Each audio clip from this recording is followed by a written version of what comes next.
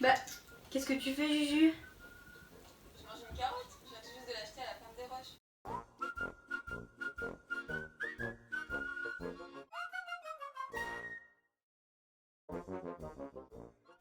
La ferme des Roches se situe à Bèves, dans le département du Cher, en région Centre-Val de Loire, à 50 km environ à l'est de Bourges. Elle développe le maraîchage, c'est-à-dire la culture des légumes, depuis 2003. L'exploitation cultive plus de 65 variétés de fruits et légumes. Et oui, la ferme des Roches fait partie du secteur primaire puisqu'elle exploite des ressources naturelles. C'est une TPE, une très petite entreprise.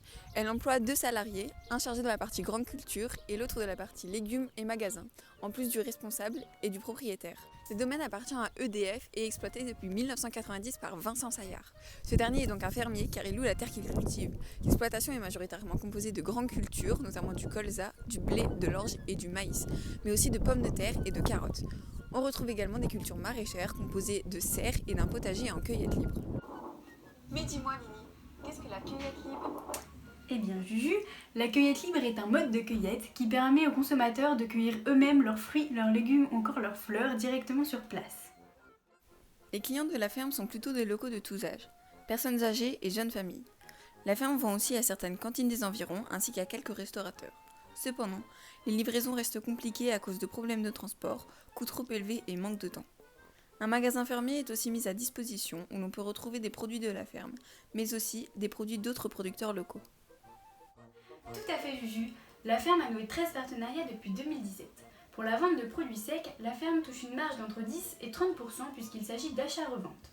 En revanche, pour la vente de produits frais, les producteurs originaux restent propriétaires de leurs marchandises et la ferme touche alors une commission sur les produits vendus dans leurs magasins.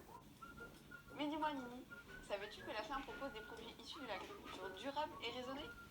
Eh oui, l'agriculture durable est l'application à l'agriculture des principes du développement durable, c'est-à-dire l'idée que les sociétés humaines doivent vivre et répondre à leurs besoins sans pour autant compromettre la capacité des générations futures à répondre à leurs propres besoins. L'agriculture raisonnée, quant à elle, est une démarche qui s'applique aux productions agricoles et qui prend en compte la santé, le bien-être animal mais aussi la protection de l'environnement. Le principe central de l'agriculture raisonnée est d'optimiser le résultat économique tout en limitant sa consommation d'énergie, d'engrais et de matériel utilisé. La ferme a pour but d'obtenir le label HVE, haute valeur environnementale. Concrètement, que fait la ferme pour réduire son impact écologique ? Concrètement, la ferme limite le plus possible son utilisation de produits chimiques et les remplace par exemple par des insecticides naturels utilisés en agriculture biologique. Elle fait aussi don des légumes abîmés au Resto du Cœur et à la Banque alimentaire, ce qui représente entre 20 et 150 kg de légumes par mois. De plus, les invendus, soit moins de 2% de la production, sont consommés par les gérants eux-mêmes. La ferme fait partie de l'économie marchande. En effet, les produits sont destinés à être vendus sur un marché à un prix calculé pour couvrir les coûts de production, notamment payer les salariés et le matériel. Les prix sont donc d'abord fixés par rapport au coût, et à certains prix en dessous duquel l'entreprise perdra de l'argent. Ensuite, le prix tient compte du marché et donc de la concurrence. Toutes les 2 ou 3 semaines, les employés vérifient des prix des grandes surfaces et tentent de s'adapter à eux. La crise sanitaire due au Covid-19 a-t-elle impacté l'activité de la ferme ?